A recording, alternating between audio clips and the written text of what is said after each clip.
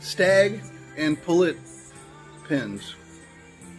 I haven't been able to let my chickens run loose because everyone that ran loose disappeared. They were all eaten. So I've had to put them in pens, put them in some of the cages. And at the end of this video, I'll show you what I made real quick. And you tell me in the comments. Don't forget to subscribe. I mean, it ain't gonna hurt you to subscribe. We're watching this all together. This has all been from the beginning of a game farm and things that have happened along the way. I appreciate you guys watching. Cherry Kool-Aid. I love it. I drink it all the time. Sometimes it's hard to find in the grocery stores. I had to go to Dollar General. I can find it there sometimes. What we're really getting to today is got a lot of baby chicks right now. It's been a while since I did a video. I was just recuperating. Had a lot go on. We're not doing so bad right now. Excuse the mess in my garage. Excuse the mess. See if I can fix this. I can't fix that. Anyway, got a lot of babies going on. Look. See all these? These are all buff orphantons that I just finished hatching. But there is 2 babies in there that are game fowl. Actually, they're hanging out right there together. They all hatch at the same time. Isn't it funny how they know? Those 2 right there are blue. Some of my blues. Then I got the lights out right now because I'm using the power cord. I'm not done wiring up my garage. The electrical cord that I run in here usually, I'm using it to charge my boat battery. Some of these are mutts. Some of them are not. That's the truth. There's a silver spangled Hamburgs in here. There's cinnamon queens in here. There's, I don't know what else it was my wife had bought. Let's see. And then there's like there's a few other breeds in here. We have the 3 or 4 that look just like the other ones. So you know, those are the specialty breeds she bought at Tractor Supply over the course of however God knows how long. Yeah. But anyway, it's hot as hell out here today. These are 2 of my hatch babies. I had to put back up. They keep escaping. Keep escaping. I got the cage fixed now. They're going to be going back up in here in a little bit. Yeah. That's real nice. And then we're going to see what else we got going on here. The overcrowding is not great either sometimes. I've got 4 blues in there. I got some acels in there. Some hatch Kelso crosses. And a couple guineas. Yeah. Let's move on. I took my last bale of straw out with a truck and brought it down here today. I let all my other chickens run loose. I see my new rooster that I'm gonna let run loose on the yard with the girls. Let's see if I can get. That's corn. I named him Corn Pop after Joe Biden's buddy. They grew up together. Remember Corn Pop? How many of y'all remember Corn Pop? You know. You remember Corn Pop. Corn Pop. Corn Pop. What a story. I knew some pretty tough ass kids in school who were named Corn Pop. Alright, so we gotta let the gate open. Let's see. So yeah, I got a bunch. See Corn Pop? This is what they call a cotton candy.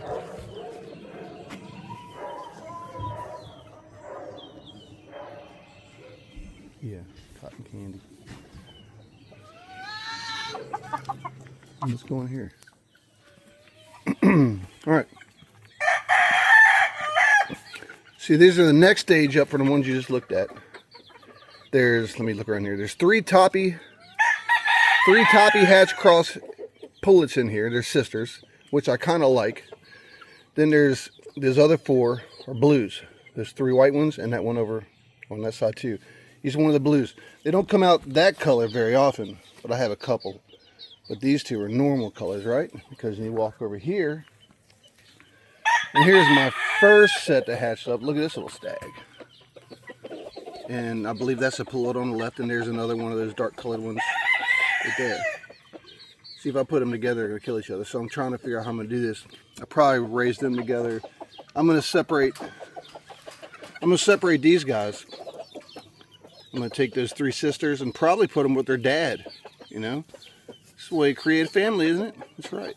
Their sisters. It was funny. My little stag, I guess the hawk got him. It was either a hawk or that fox. So one morning I was letting them start sleeping in the trees, and the next morning I come out. It was like 3 mornings later. 3 mornings later, let's say. 3 mornings later, I come out here, and the other ones were running around, and he wasn't there, and I just knew he was gone. Yeah. So there's another one of my liper hatches. Another one of my liper hatches. Those are the 2. That one on the left is related to the 2 I have in the pen up there. That's all I got to save. That's right, it was like 3 of those disappeared one morning, and that little stag disappeared the same morning. So I said, screw it, I'm going to lock these guys up. You know, I mean, I understand conditioning is the best thing for them is being in a yard.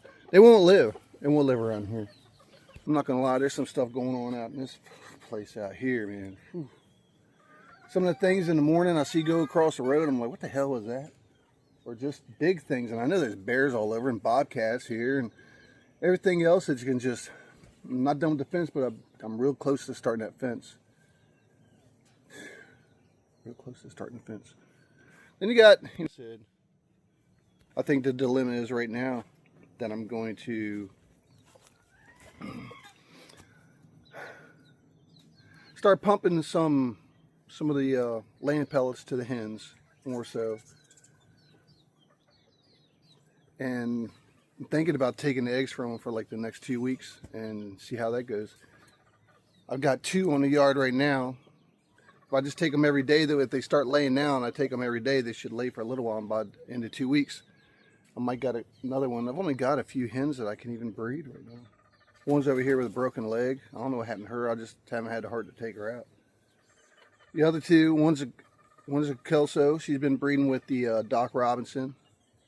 I actually do have 2 off of them up there. And she's starting to lay again. But I need to put them back with the roosters.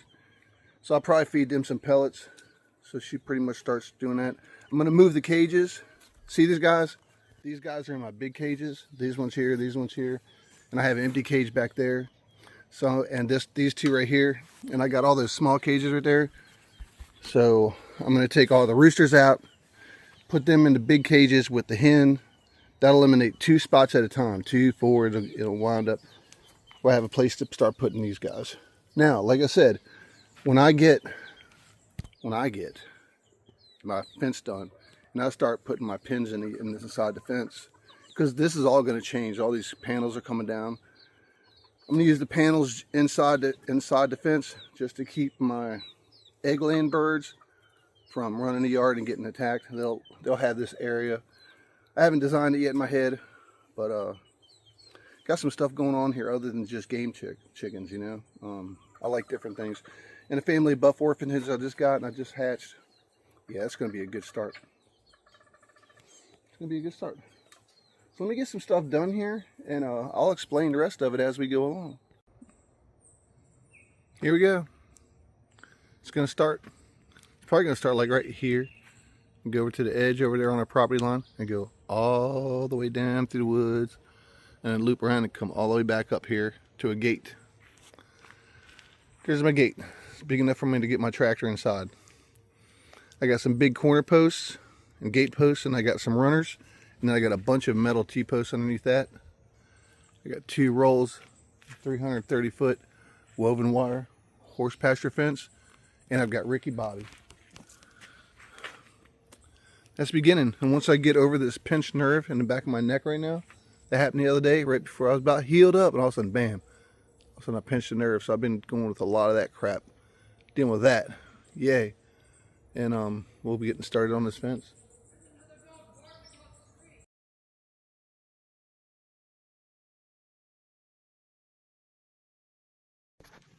Gosh, it's hot out here.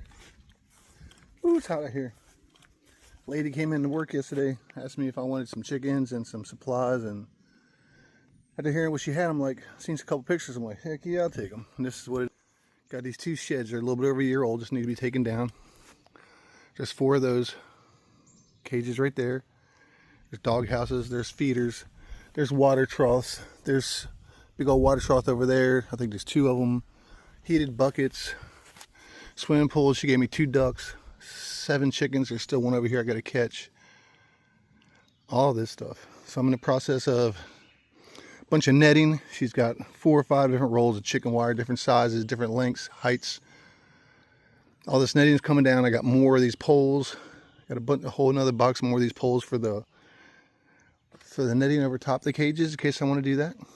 All this fencing, all these posts, and that's what I'm doing right now. The dog house, anything around here, you name it. Poured rain last night, didn't get to finish much. Oh, the little buildings too though. Look. See the little buildings inside there? There's 2 of them. There was 2 other buildings. I picked them up yesterday. Once I get these torn down and all this metal balled up, I'll pull those out, put them on the trailer. But yeah, that's what I'm doing right now. You gotta be careful out here. Ooh, it's hot. Okay, so I got all the bird netting down, which was a real pain in the butt because it was connected to everything. This lady must have bought 5,000 zip ties. Everything from zip tying the cages, as you can see, to all the fence that was all around this thing, to all the posts that was around this thing. I got all the fence down. Got all the fence down, got all the bird wire down. I've got the front taken off the first one down there. A lot of the wire out. It's getting easier as I go along. These zip ties are so old, they're just breaking as I pull the wire, and this wire is so cheap. It's not even good chicken wire. No wonder they're having so many problems with things getting in there. I could push my couple fingers in there, probably rip that stuff apart. But there's a pile, so I'm going to get those sheds. I'm going to pull all this stuff out. Hopefully I can get all this out of here today. Sheds will be another day. Get this trash out of here. I got, like I said, boxes of new bird netting, boxes of new wire, a bunch more of these posts in case I need them. So it keeps getting crazier. So I'm like halfway done. Got that one down, this one down, almost got this one all taken apart. So this one right here had wire all in the back. I just finished with it. Story is, there was a chicken still in the yard that we couldn't catch last night, and I was going to catch today. Couldn't really catch it. Didn't really try today so far, but there's all this wire. So I'm on the back side of this one right here, on the back of it, pulling all the wire down. And I know the chicken's in the woods right there, and I start hearing all this friggin' noise. And I look behind me, and that chicken's 100 miles an hour straight towards me with a red fox on his tail, running straight at me, right behind this building where they couldn't even see me. I guess they didn't know I was even there. The chicken came and ran into the wire right at my feet. He ran into the wire underneath my feet and got kind of trapped up underneath of it. And I'm kicking the hell out of him, getting him out from underneath my feet and everything. And he realizes what's going on. He takes off running. I reach down real quick and grab the hen. I'm like, voila, got her. That was crazy. Red fox run up on me like that. He didn't even know I was there. Literally right up under my feet, kept caught up in the wire. And I'm sitting there kicking him off of me, trying to get him away from that hen. What an adventure this is being. Still dealing with this damn pinched nerve on my neck. That's all I can even do. This was a bear trying to get on here yesterday by myself, but I did it. I got one more to pick up today. All these are these framed pins. There's 2 rolls of wire that I brought home. She's got a few more different sizes, full rolls, and a bunch of other materials. So I've got one more. I'm going to pull all this stuff off the trailer, and then I'm going to take the trailer back over there again, pick up one more framed out pin, and a bunch of miscellaneous stuff. Really, it's hot, damn hot. Got a lot going on out here, man. I'm telling you, what the hey. Arm feels a little bit better today from I pinched that nerve just a couple weeks ago. I've been dealing with that on top of everything else was working out pretty well. So it's now, here comes the flock. It's now a little update on what happened was I wound up getting all this stuff off that yard. Like I said, the cages and stuff. These are the 2. These are the 2 good ones. This one here and this one here. I took out and scraped out all the bottoms, the nest boxes. There's a 3 nest box in each one of these. Other than the roof a little sagging on that one, yeah, I mean, there's nothing wrong with these things. They're good and strong, not rusted out. They're clean. They're clean now. So I did that, and if you look over there, I have 4 of those big wire. They're 6 foot tall. I think they're 12 foot wide. Uh-oh, chickens are running down this way. The rooster's chasing the girls. Look, there you go. So the girls, I let them, actually I let them out last night on accident. The new ones. I think here they come. Yeah, here they come right here together as a group. But Mr. Rooster runs with them now because they're actually a mature set of chickens. So he's over there. You see him out there? See him? He's all showing off. Corn pop. He is a candy corn. I've seen him before. I had one before. My buddy Dave that passed away. My pigeon buddy had some. With all those cages, and you can see there's all my fence material, all my metal T-posts, on my wooden posts, my gate. I got 2 rolls of wire sitting over there, 330 foot, 4 foot woven wire horse fence. And my Great Pyrenees, he's about 3 foot off the ground now. The thing, that dude is grown. But it's running pretty well. The new girls, they're giving me plenty of eggs right now. The young ones, they still haven't started laying yet, but they should soon. They really should. Yeah, they really should. So today what I'm doing is I gotta finish getting these moved over. I've got a bunch of young ones that are full, pretty much full feathered. They're already living outside, but just not on the ground. I'm gonna set up 2 different homes for them. I'll make sure I got the floors on there, a little ladder they can get up and down. They should be pretty safe over here. These cages are pretty safe. The wire, pretty strong. The only flaw on these things is that they deteriorate pretty quickly. You know what I mean? She bought this last year, I believe it was, and you can even see where it was sinking. And that's the factory deal right there. Whatever that cheap ass wood is made of. This roof was well, and this is not bad either. But other than that, inside's great. Got my shakeout pans. I'm gonna take them. I'm gonna go ahead and I'm letting them. I've washed them out. I'm letting them dry real good. I'm gonna move this one probably right here somewhere too. I need to make room all here because I'm getting ready to finish clearing through there with the tractor, and I got to get my chainsaw running. That's a whole nother chore. So other than the 30 some baby chicks that I gotta move, and the bigger ones I got to move as well. And I did get a lot of extra wire too, so I can make some more cages, and I think I'll be all right being able to put everything up. What I actually hatched this year. I'm not gonna try hatching nothing else this year. They're going through most of them are going through the molt right now. I ain't even touching none of them. My hens, I don't really have any hens. The hatching I thought was really bad shape. She's actually up walking now, like everything was good. I think he just dug deep in her when he hit her with them spurs. And so before he ever gets near her again, I'll definitely have him trimmed up. And hopefully he'll calm down. He's a little wild. Yeah. Hopefully he'll calm down. So yesterday, I was working in the shop for a while, and it started raining and such. I had an idea of something to do, so I came out here to where I had this big roll of wire that I'd picked up from that lady's house. Most of it was in really good shape. I cut out a couple bad spots. This is still a pretty good roll left over here. And I needed more room. I needed more cages. As soon as I started building this fence, and I could start putting the cages in there, I needed places for some of these stags, some of these pullets. Because until breeding season next year, I just need to keep them up. And it's a good way to separate them out because, they're already starting to fight. They're just messing around, and I got to just keep them away from each other. So I made these really quick. And I'm going to tell you a really quick way to make them. These are 3 foot welded wire. You see the tops, everything's welded wire. I use some hog rings for the tops. Not all the way. You don't have to. You can literally just cut the metal, bend it over, wrap it into the top if you want to. I mean, that's the way you can do it without having to use that, but I just tried my hog rings anyway. Just messing around. Quickest way to make these is you take your roll. These are 3 foot. If you want to do 4 foot, you're going to have to count them on your own.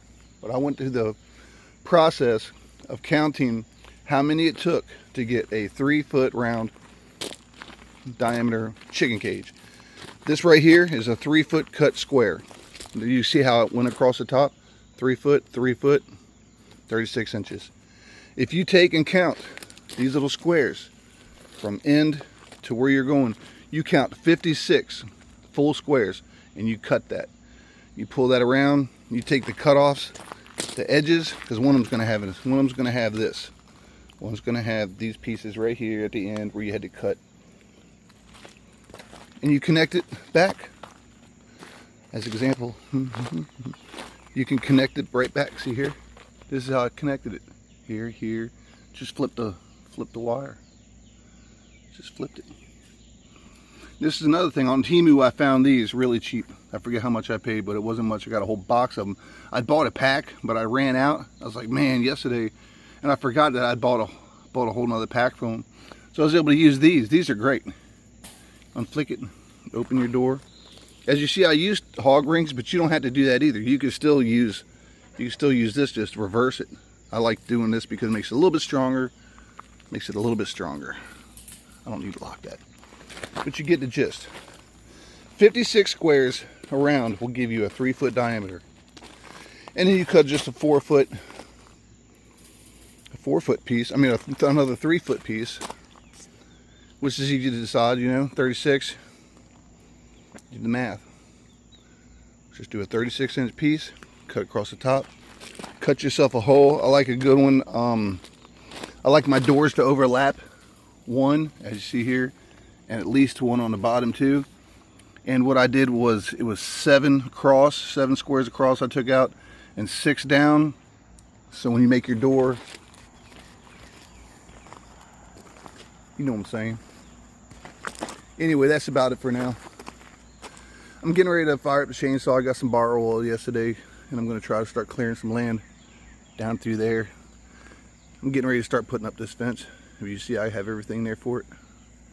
And I'm going to try to move all my chickens out of there.